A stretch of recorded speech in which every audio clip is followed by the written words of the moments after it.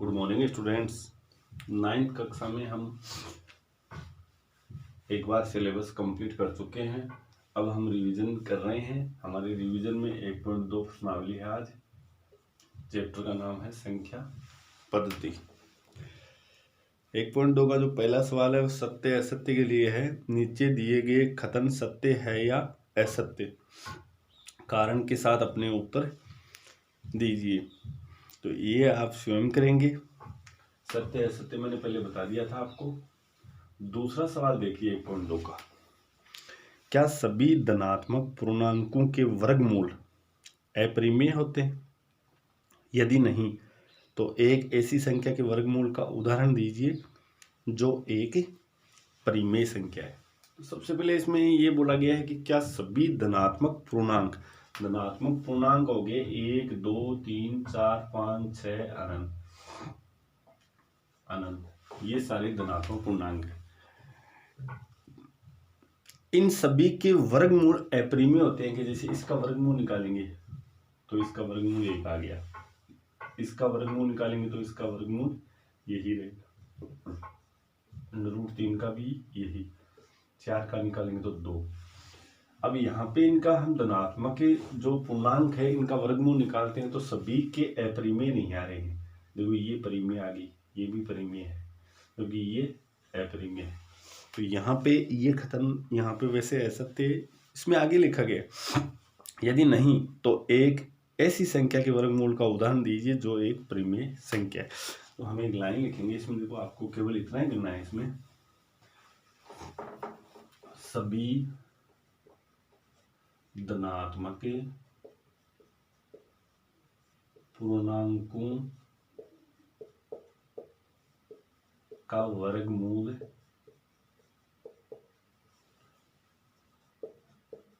अपरिमेय नहीं होता। जैसे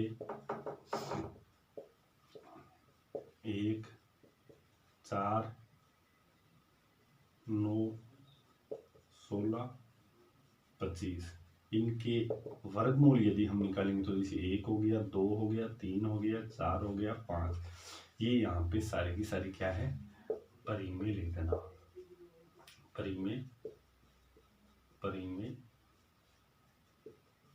ये सब परिमेय संख्या है। तो ये कथन यहाँ पे इसलिए गलत हो जाता है क्योंकि सभी धनात्मक पूर्णांकों के वर्गमूल अपरिमेय नहीं होते। इस तरह से आपको सवाल करना है। उसके बाद में तीसरा सवाल देखिए इसका। दिखाए कि संख्या रेखा पर √5 को किस प्रकार निरूपित किया जा सकता है। ये अच्छा प्रश्न है। इसमें यहाँ हमारे पास √5 का दिया हुआ है, √3 का भी आ सकता है, √2 का भी आ सकता है। तो यहाँ पे मैं 1 2 बता रहा हूँ आपको और आप अच्छी तरह से इनको सीखें। √5 दिया हुआ है, पहले √5 को देखते हैं। तीसरा सवाल है इसको संख्या रेखा पर दर्शाना है। तो सबसे पहले इस 5 को आप दो संख्याओं के वर्ग के योग के रूप में लीजिए। जैसे मान लो 1 का वर्ग होता है 1 होगा, 2 का स्क्वायर 4, 3 का स्क्वायर 9। आप दो संख्याओं के योग के रूप में लेंगे तो 4 और 1 5 हो जाता है। 4 और 1 5 हो गया है हमारे पास। यानी कि आप √5 इसके बराबर लिख सकते हो 2 का स्क्वायर प्लस 1 का स्क्वायर, 2 का स्क्वायर प्लस 1 का स्क्वायर, और इसको ऐसे ले सकते हो। अब आपको क्या करना है यहाँ पे, सबसे पहले हमारे पास 2 है और 1, ये 1 दोनों को योग में ले लिया। कई बार क्या होता है 3 संख्याओं के योग में भी लेना पड़ता है। तो 2 संख्याओं के योग में या फिर 3 संख्याओं के योग में लेना है। अब आपको क्या करना है, स्केल की सहायता से रेखा खींचनी है। इस पर आप लोग एक बिंदु लीजिए जिसको ए दे दीजिए। स्केल से पहले रेखा खींचेंगे, एक्स वाई नाम दे दो इसका, और इस पर कहीं भी एक बिंदु ए ले लो। अब एक ए से एक निश्चित नाप के आप खंड बना लीजिए। जैसे मैंने यहाँ पे इतना एक, ये एक एक है हमारा, एक एक एक और दो एक एक, आपको दो एक एक का चाप काटना है, यानी यहाँ से एक एक दो एक एक, यहाँ पे बी लगा दीजिए, दो है ना, दो का स्क्वायर, तो दो एक एक पर है, चाप काटिए।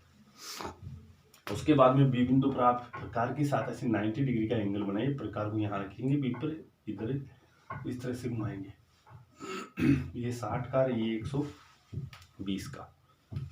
प्रकार को पहले इस तरह से घुमाएंगे आप, दोबारा देखिए, प्रकार को बी बिंदु पर रखिए, इस तरह से खोल के इस तरह से घुमाना है, फिर यहाँ पे रख के एक चाप काटेंगे, 60 डिग्री का हो जाएगा, एक चाप और काटोगे तो 120 का हो जाएगा। अब 90 डिग्री का बनाना है तो पुनः 120 वाले पे रख के इधर चाप काटेंगे, एक यहाँ 60 वाले पे रख के इस तरह से, और इस तरह से इसको मिला दीजिए।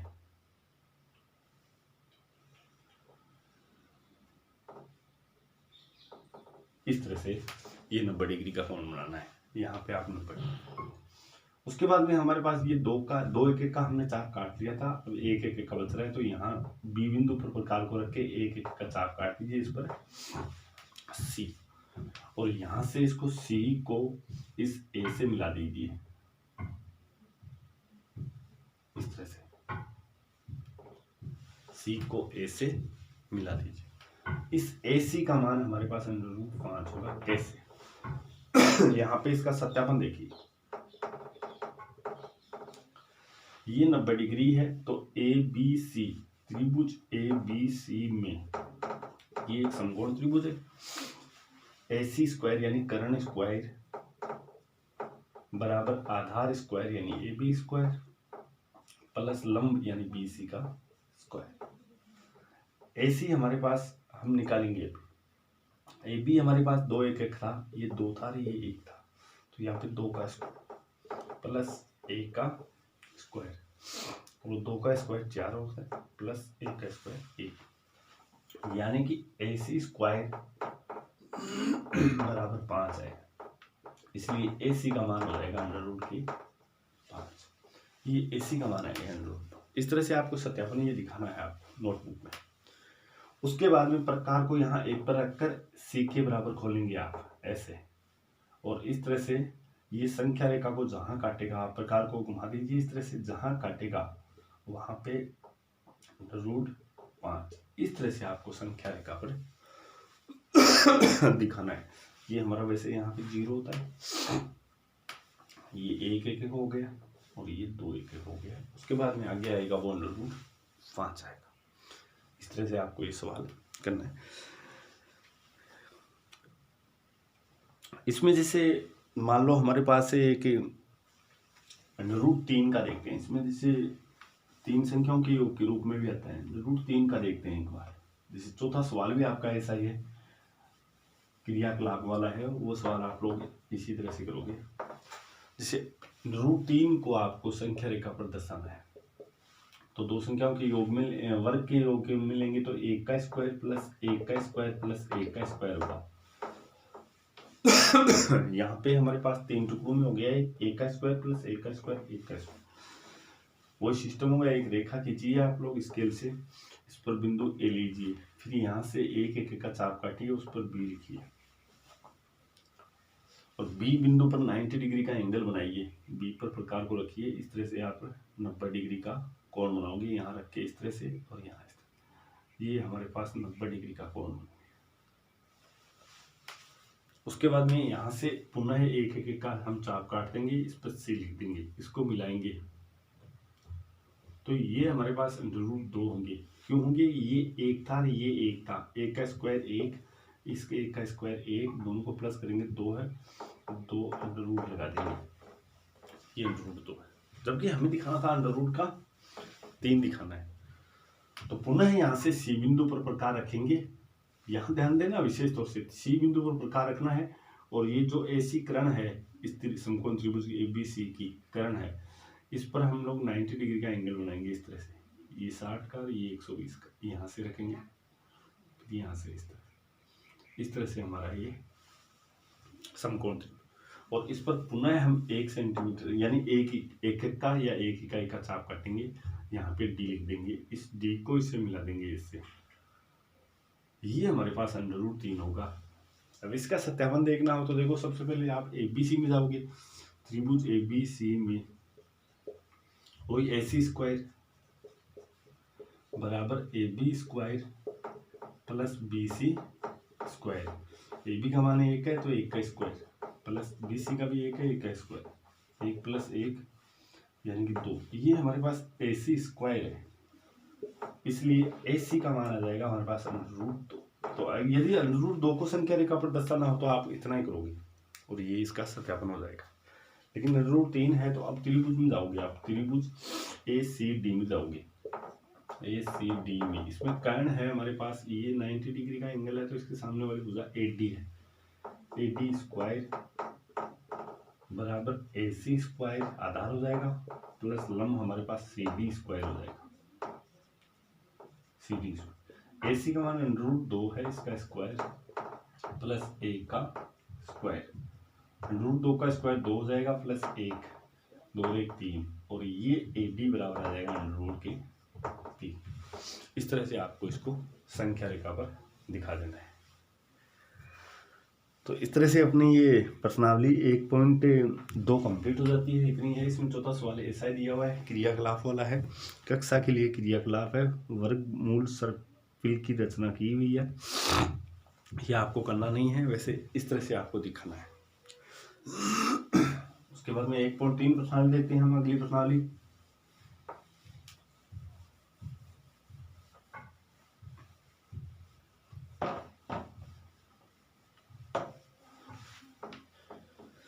निम्नलिखित भिन्नों को दशमलव रूप में लिखिए और बताइए कि प्रत्येक का दशमलव प्रसार किस प्रकार का है। तो आपको क्या है, दशमलव भिन्न में लिखना है इनको और बताना भी है कि दशमलव प्रसार किस प्रकार का। तो दशमलव प्रसार होता है वो 2 प्रकार का होता है, एक शांत दशमलव प्रसार और एक अशांत। यहां अच्छी तरह से देखिए, शांत में आपको मैंने बताया था, हर में यदि 2 या 5 या फिर दोनों की घात हो, ये ध्यान रखें विशेष तौर, हर को देखना है, केवल हमें किसी परिमेय संख्या के हर को देखना है और हर के हम अभाज्य गुणनखंड करेंगे। यदि उसमें 2 की घात या 5 की घात ही दिखाई दे रही है तब उसका दशमलव प्रसार शांत होगा। 2 की घात या 5 की घात के अतिरिक्त अन्य कोई संख्या हो तब उसका दशमलव प्रसार अशांत होगा। तो देखिए, सबसे पहले हमारे पास 36/100 है, पहले का पहला 36/100। इसमें आपको केवल हर देखना है, हर हमारे पास यहाँ पे 100 है। 36 बट्टा इस हर के अभाज्य गुणनखंड कीजिए, 50, 25, 2 की घात 2 गुणा 5 की घात 2। अब आपको यहाँ पे 2 की घात में दिख रहा है और 5 की घात में दिख रहा है। नीचे जो हर है उसके जो गुणन हो रहे हैं वो 2 की घात में है और 5 की घात में है। तो निश्चित तौर पे इसका दशमलव प्रसार क्या होगा, शांत होगा। यहाँ पे लिखिए दशमलव प्रसार शांत होगा, क्योंकि संख्या के हर में 2 व 5 की घात है, या इसका हर 2 की घात m इंटू 5 की घात n का रूप है, इसलिए इसका शांत होगा। अब आपको यहाँ पे देखो कैसे इसका दशमलव प्रसार वो दशमलव संख्या में लिखना है। इसको कैसे लिखोगे आप, भाग नहीं देना है आपको इसमें। देखिए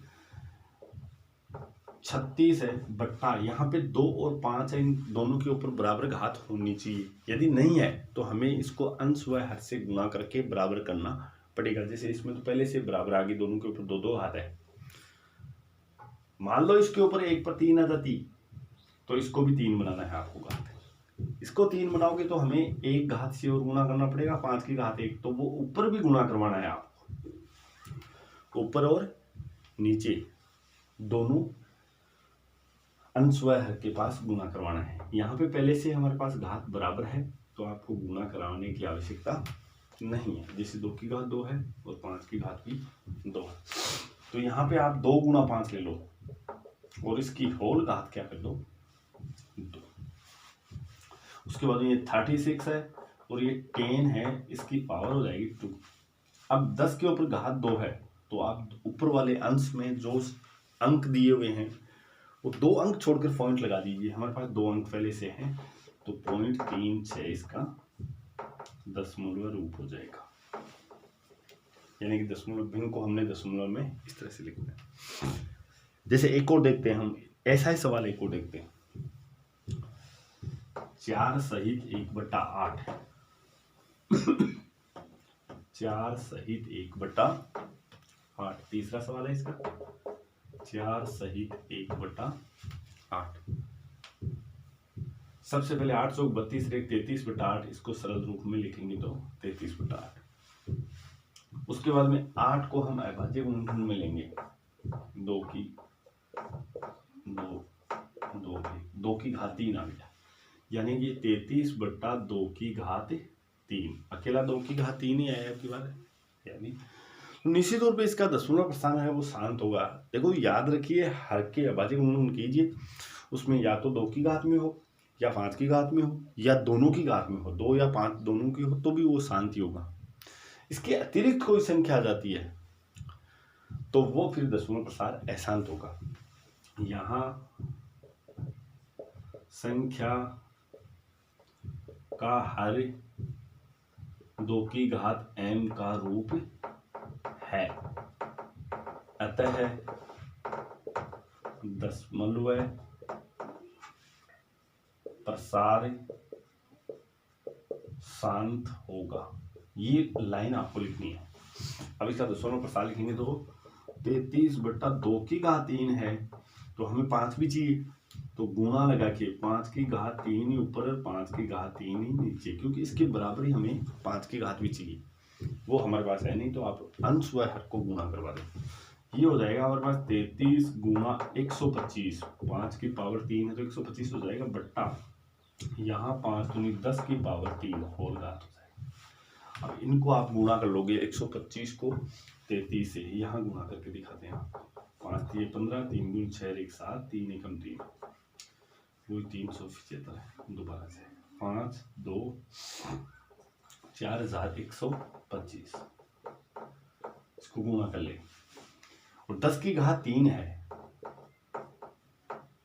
तो 10 के ऊपर घात 3 है तो 3 ऊपर वाला जो अंश है उसके 3 अंक छोड़कर पॉइंट, यहाँ आप लोग दाईं तरफ से 3 अंक 1 2 3 यानी कि 4.125 हो जाएगा, 4.125। इस तरह से आपको दिखाना है। अब इसके विपरीत हम लोग एक ऐसा लेते हैं जिसमें दशमलव प्रसार अशांत होगा। जैसे उदाहरण के लिए 2/11 लेते हैं।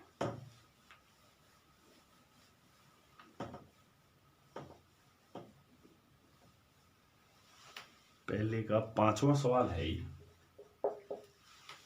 पहले का 5वां 2/11। अब यहां पे देखते हैं तो नीचे हर है वो 11 है, अभाज्य संख्या है, अभाज्य गुणनखंड इसके होंगे नहीं, तो यहां लिखेंगे संख्या में हर 2 की घात इंटू 5 की घात n का रूप नहीं है, अतः दशमलव प्रसार अशांत होगा। क्या होगा? अशांत। अब आपको दशमलव प्रसार इसका दिखाना है, तो यहाँ 2/11 बराबर, अब आपको ये भाग दिखाना है, यानी कि 2 में 11 का भाग देना है, 2 में 11 का भाग देना है। इसको विशेष तौर से आप अच्छे ढंग से देखना, 11 का भाग 2 में जाता नहीं है, तो हम यहाँ पॉइंट लगा देंगे इसके बदले में 0। पॉइंट हमने लगा लिया। अब 11 का भाग इसमें देंगे हम। जब तक हमारा 2 शेष नहीं बचता है तब तक इसको करते ही रहना है, क्योंकि शुरू में 2 ही था तो 2 शेष पर बचेगा तब तक करो इसको। 11 एकम 11 माइनस करेंगे 9 बच गए, उतारते हैं 1 0, 11 8 88, 8 बार घटाते हैं 2, ये 2 बच गया।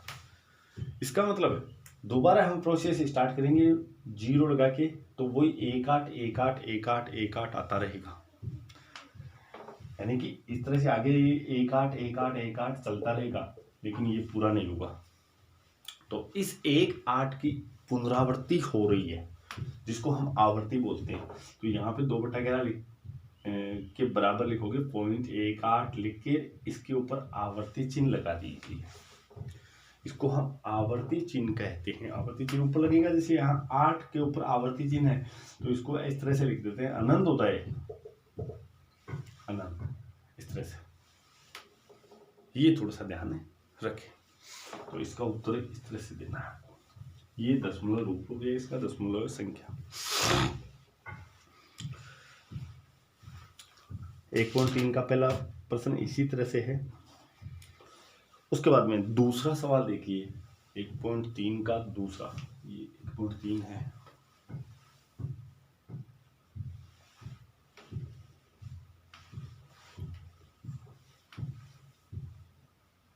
तीसरा सवाल देखिए, सॉरी दूसरा। आप जानते हैं कि 1/7, यहाँ पे दूसरे सवाल में हमें 1/7 का मान दे रखा है,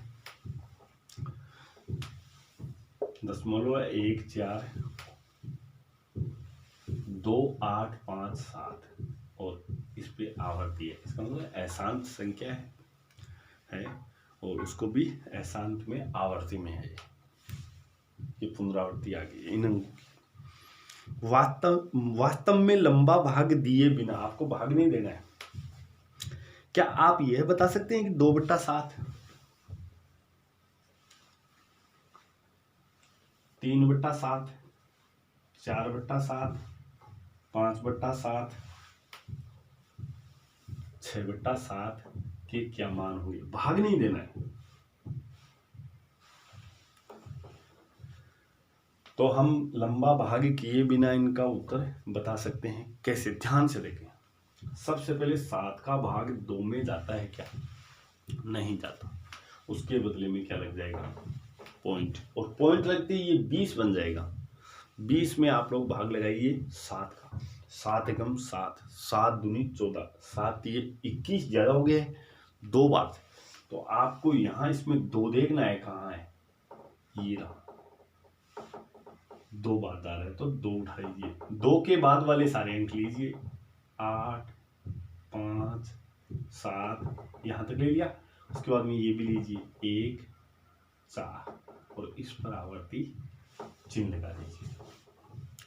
इस तरह से ये करना है। जैसे यहाँ पे देखिए 7 का भाग 3 में नहीं जाता है, पॉइंट लगाइए।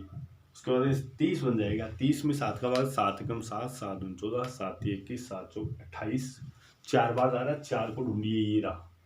तो 4 के इधर वाले पूरे अंक लिखो पहले, 4 2 8 5 7 और लास्ट में 1 बच गया।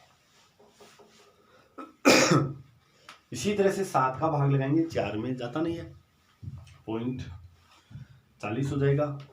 7 एकम 7, 7 दूनी 14, 7 21, 7 चौक 28, 7 पंच 35, 5 बार 5 देखेंगे तो 5 के बाद में 7 है, 5 7 पूरा हो गया। अब इधर से 1 4 2 8, 1 4 2 8। इसमें देखते हैं तो ये 5/7 है, 5 में जाता नहीं है, पॉइंट लगाते हैं, 50 बन जाएगा। और भाग देंगे तो 7 7 49, 7 बार जा रहा है। 7 लिखिए, ये रहा। 7 के बाद में इधर वाले लिखिए, 1 4 2 8 5। इन्हीं अंकों को लिखना है आपको दाईं तरफ से, और दाईं तरफ से पूरा होना है तो फिर पीछे से चलेंगे। जैसे 6/7 है तो भाग नहीं जा रहा तो पॉइंट लगाइए, और 6 में यानी 60 बन जाएगा। और 60 में हम 7 का भाग लगाते हैं तो 7 8 56, 7 9 63 से ज़्यादा हो गया 8 बार। 8 देखो यहाँ पे है, ये रहा 8 8 5 7 तीनों लिख दिए। अब 1 4 2 लिखिए 1 4 2 इस बराबर। इस तरह से आपको ये सवाल करना है। बहुत ही सिंपल सा सवाल है, बहुत ही अच्छा। तो यहाँ पे लास्ट में देना हाँ हम लंबा भाग किए बिना इन सभी परिमेय संख्याओं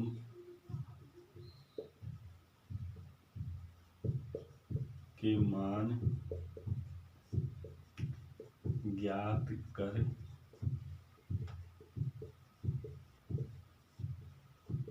सकते हैं। ये लास्ट में आपको एक लाइन लिख देंगे। तो ये हमारे 2 सवाल हो गए 1.3 के। उसके बाद में अगला सवाल देखते हैं,